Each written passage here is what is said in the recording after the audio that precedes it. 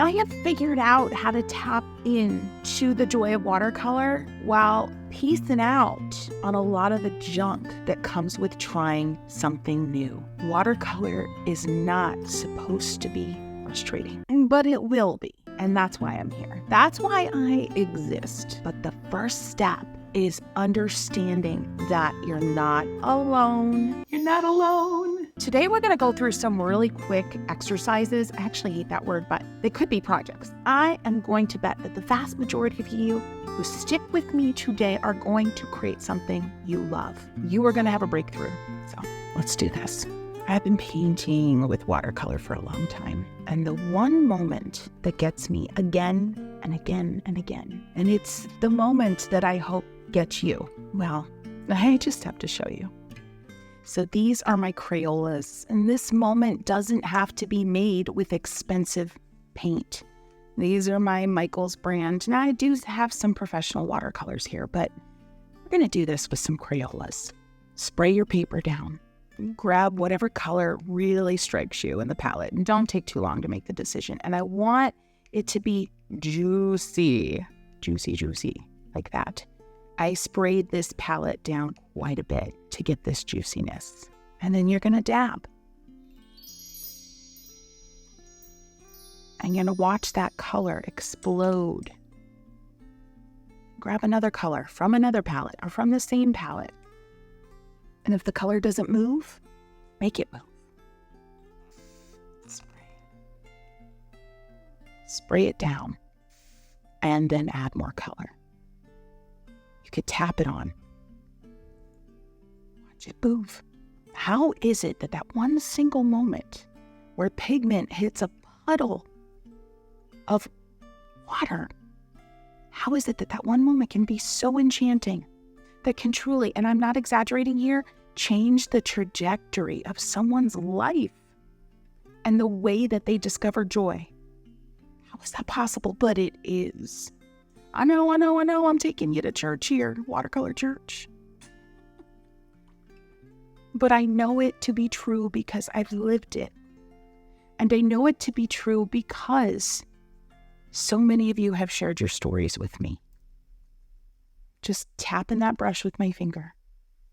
Watch it move. These are Crayolas, friends. These are student grade watercolors on very, very, very questionable paper. And I get a tingle. I get a sparkle in my soul from brush to paper and lots of water. So find this moment, make this moment happen for yourself early on in your process. And if you've been doing this for a while and you haven't felt the sparkle for a while, go get it. So let's get the hard stuff out of the way. And I say hard stuff because I know a lot of you feel like the supply question is really hard. So you may have a palette that looks kind of like this. Now, if you want the story behind why this palette looks like this, you're going to need to watch the video where I use all blue watercolor. And yeah, I thought I was being cute. The blues are missing. So yeah, go watch that one. It's fun. But you might have a palette that looks like this. This is from Michaels Artist Loft. You might have Crayolas. And my Crayolas are in a cute little tin just because it makes me feel fancy. All right. You might have a brush that looks like this. So one of the brushes I'm going to use today is going to be, well, this one. Because here's the thing, I don't want your supplies and any lack you perceive that you might have because of your supplies to be a stumbling block. Because they don't have to be, even when they look this bad. One of the papers I'm going to use today is a really good quality paper. It's 100% cotton. It was made by a friend of mine. Her name is Bindi, and she designed this watercolor sketchbook. So yeah, I'm going to use this today. But I'm also going to use some truly subpar paper just to prove to you, my dear new friends, that your supplies don't have to be a stumbling block to finding joy. Now, I know you're anxious to paint. I am too, I'm not going to lie, but we need to talk about basic supplies. So no matter what kind of palette you have, but especially if you have one that looks like this, these are what I would call cake watercolors. And yes, you want to get into them and you want to spray the living daylights out of them. Spray, spray, spray, spray, spray, spray, and spray until there's like a little puddle on the top of them, okay? And let them kind of juice up, as I like to say, for about 30 seconds at least, maybe even a little bit more. You could even let these go for a good minute. Make sure like you're keeping that puddle in the first 30 seconds or so. If you see that puddle disappear, add a little more water, especially for these more affordable kind of student level watercolors. Again, this is Artist Loft, but there's a lot of brands like this on the market. Nothing wrong with them, but they need a little more time to soften. All right. Now we are going to start with the student grade watercolor paper. You may have something like Canson XL, or you may have Strathmore, like 300 series. The cover is like a bright yellow. Any of that is going to be awesome. And if you don't have that, if you just have copier paper, well, you can still do this. You're not going to get some of the fun, explosive stuff that happens on watercolor paper, but you can still do it. I just want you to go in with the right expectations. You also want to have some kind of cloth or a paper towel. Either is fine, just depends on your preference. I've been using this cloth lately, especially because she's so pretty with all the paint on it. All right. And some type of brush. Now, I highly recommend if you can find a brush, whether you're buying one or whether there's one laying around the house that comes to a nicer point, that's always going to be better than something that looks like this. But for this exercise, let's just go ahead. I'm going to paint. This is the worst brush I own.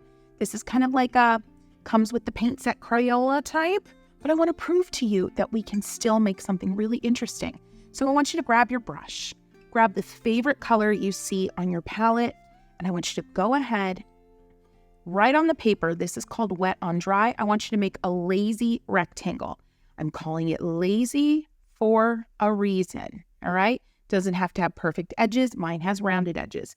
Grab the next color that catches your eye and make another lazy rectangle. This time, right, kind of in the middle, rinse your brush and just fill in the rest with water, basically moving your color around, okay?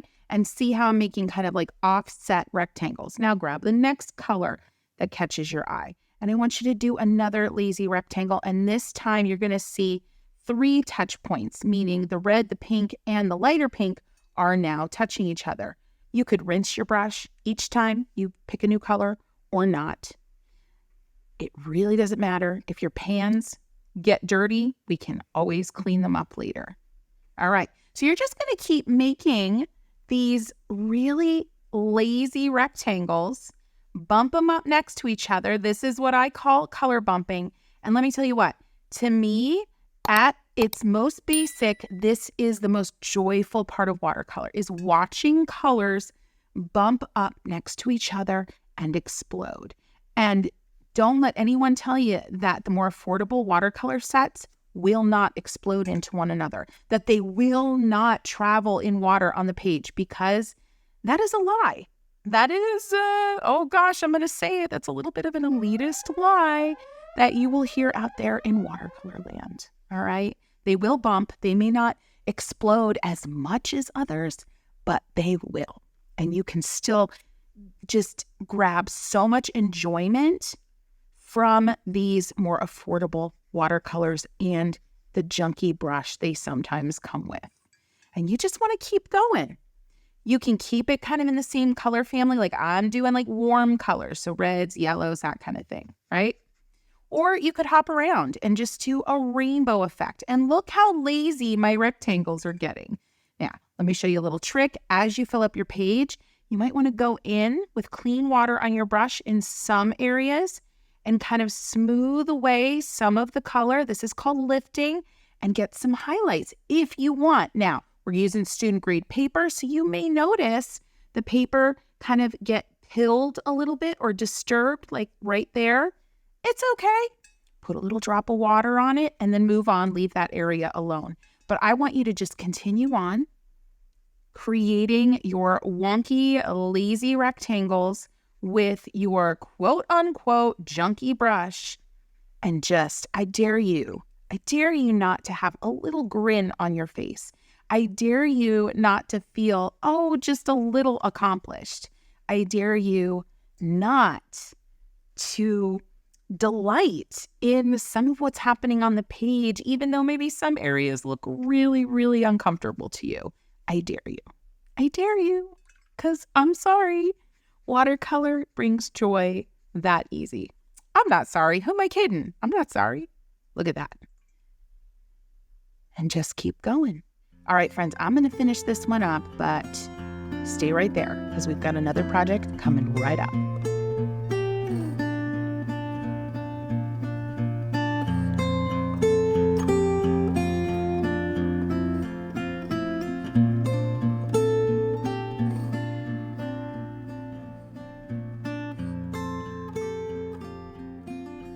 Before we move on to the next project, it's super important to talk about a few things. Just going to take a few seconds.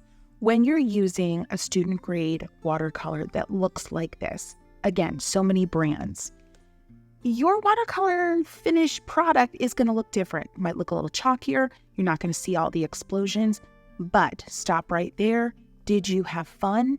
Did you see something that made you go, oh, I did that? Did you feel a little tingle, a little kind of just loss of time in the enjoyment of creating this? And if you answered even an eighth of a yes to any of those questions, then you're in the right place. You did good. You didn't waste paper. You're in the right place. All right, we've got a couple more projects to go, but listen, friends, this is a great time for me to let you in on a few habits that, you need to start building as you continue in this journey. But before all that, I want you to take a moment to breathe. You know, it sounds ridiculous, but breathe, because you're probably holding a lot of tension right here and probably in your shoulders, the back of your neck. Do you feel it? And that is so natural when you're painting and you're not sure what you're doing and you're just anticipating mistakes and all the things. So breathe around the shoulders, do one of these. You'll feel a lot better. It's also a fantastic time to stand up and to take a look at what you've done from like 1 or 2 feet back. Can give you a lot of perspective and help combat some of that head chatter that's probably been going on, or maybe it's just starting. All right, my first tip for you, friends, and it is absolutely the most important. Be kind to yourself. We are awful to ourselves. In fact, I noticed how awful we artists are to ourselves. And yes, you are an artist the minute you picked up the brush, you were one. I noticed how hard we artists are on ourselves. So I made a whole video about being kind to ourselves. And it's in the description below. You're going to want to check it out. Be kind to yourself. Talk yourself up. As you're working, I want you to find places in the painting that you love. Even if it's just one little tiny spot amidst a whole mess or whatever you think is a mess. Find the good and remind yourself that it happened. Number 2, pick up the brush. When you start to obsess over the perfect supply, not having the best brush that your latest, watercolor crush recommended, or just knowing that your paper is holding you back, the worst thing you can do is to not continue to pick up the brush. There will always be a reason that your watercolor painting could be better. I hate to break it to you. I'm a professional of over 25 years. And there's always a reason that I can do better on the next painting. But I always pick up that brush, regardless of where I'm at in my head, regardless of the chatter that's going on, regardless of that supply that I think I really, really need that isn't here yet from Amazon or that I can't afford yet. I just keep picking up the brush. All right. Let's get into the next project. This one, I have no words. You guessed it, y'all. We're painting on a paper bag. I say this all the time. Just paint. Paint on what you have. But the reason I mention a paper bag, and I'm getting my brush rinsed off camera here, is because a paper bag has a little bit more absorbency than, say, copier paper. And you might be like, well, Kristy, I don't get it. Like, how are we going to see the colors? Don't you worry. Don't you worry. So this is a great project when you literally don't have much of anything. You have just some paint and some old brushes, and you've got a paper bag. Trust me, it's cool. You want to use the paint more thickly and less water. And I hear you. It's not as watercolory, but it's still super fun. And the only thing you're going to do in between colors is rinse your brush. And I am literally just going down my palette here, all right? And I am grabbing the next color that comes up, and I'm making this little swoop. If you're wondering what brush I am using, it's a filbert brush. It's rounded, and it just gives a nice shape. But again, you could make this shape with any brush you have. Now, that's a little too much water, so just watch the amount of water. It's not a bad thing to have more water, but you want these colors to be a little more saturated and kind of lay on top of the bag so they actually show up. But it is cool to see them puddle into one another when you do use a little too much water. And I say too much really lightly because there's no rules here. Oh, the fluorescent looks so cool. And then just go back up the palette. I'm starting back up here, rinsing in between. You could also see what the heck happens if you don't rinse in between. Yes, you will mess up your palette. No, it's not the end of the world. Yes, it's reversible and without wasting paint. So you want to grab lots of paint, a lot less water than we've been using up until this point, and you just keep making these fun little marks. There you have it. Now, if you are just using this brush, then all I want you to do is just kind of make the shape, right? So it's kind of like a little arc. Make the shape. Make the shape. Because you won't get that shape with just one stroke with this junky brush. But you can still do the project. You can still make the shape. Now, I'm going out of order because I'm just having a good time. How fun is this? I want you to head in the comments right now and tell me, oh, yes, or I don't know. Let me know where you're at. Like, if you just think this is becoming totally ridiculous, not serious enough, or if you feel like I've given you the permission to free up. I've given you the permission to just get going. And I certainly hope it's the latter. You know what else I certainly hope, and this is a bad segue, I would hope that you would give this video a boop. And if you're new here, a boop is a like in Kristy land.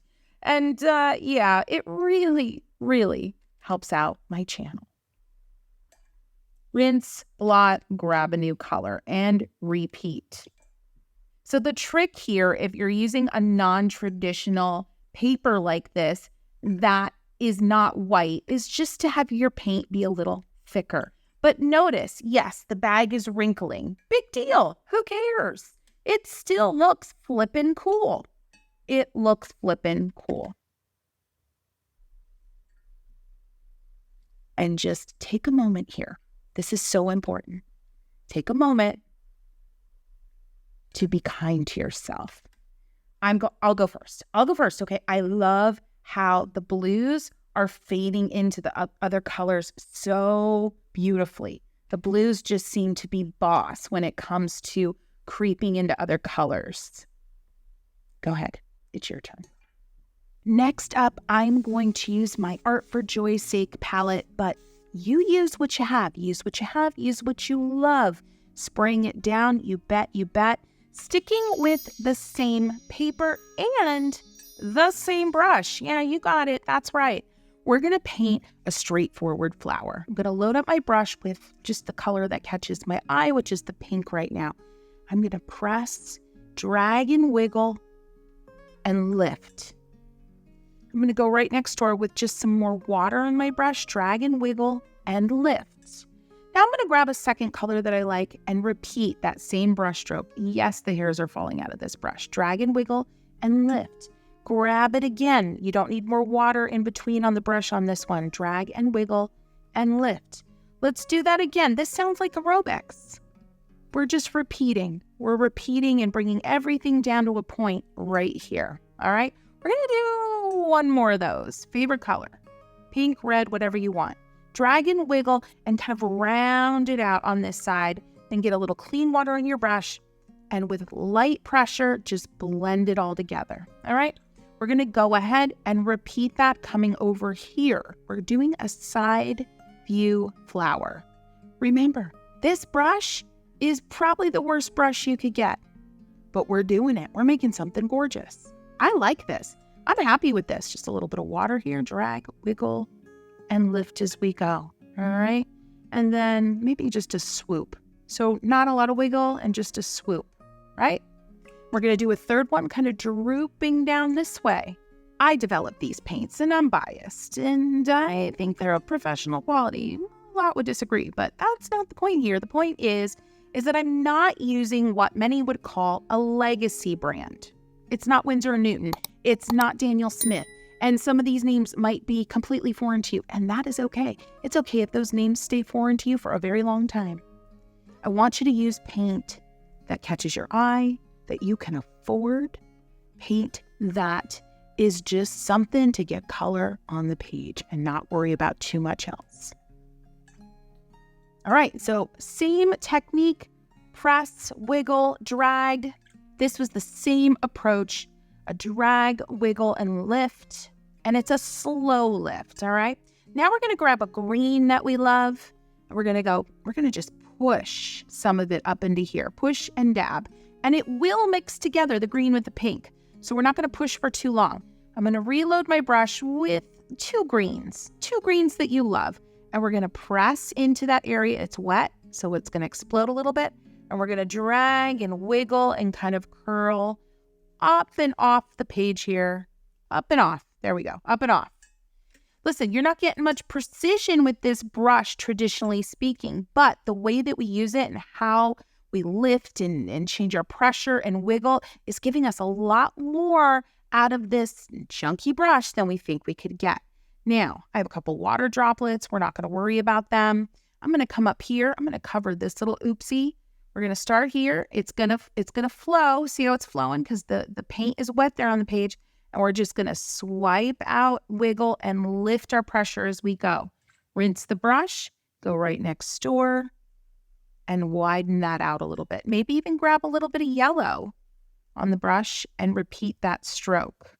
Repeat that stroke on the other side to kind of get the thickness that you want. Maybe another little swoosh there. Refine it a little bit. You want a light touch when you're using a brush that really doesn't, have a lot of great characteristics to it, because the harder you press, the more splotchy of a look you're going to get. Whereas the lighter you press, you can actually get some nice fine points. All right, we're going to go over here, come out from this edge, and we're going to wiggle, and we're going to make a big leaf. We're going to do the outline of it. And then we're going to come in with kind of some watery secondary color here, like a yellow, and just make it a little bigger. I actually don't want as much of that wiggle. And you're going to notice student paper, you might see that paper staining is what we call it. You lay down a color and then you put water on top of it and it doesn't really want to move. That's okay. We're going to roll with it. Go over top of it. It's still damp. Go over top of it, like right here, with a little bit of a more intense shade of the same color. All right. The leaf is in a wonky spot, but you can't tell me that you haven't had a breakthrough. I feel it. I feel it for you. You've had a breakthrough here, haven't you? And if you have, can you go ahead, head into comments and let me know, Kristy, breakthrough. If you want to share what it is, please do. I would love to hear it. Or if you just want to say breakthrough, I'll know what you mean. I'll know what you mean. I'm going to rinse my brush. I'm going to grab some of the yellow. Now, I only have a fluorescent in the palette I created. I know, long story. And I'm just going to go up here and dab, up here and do some dabbing, just to kind of give it a feel of kind of a ruffly, stameny center. A little bit of pink right here. And maybe a little there. And then a little here, just little hints of other petals in the background.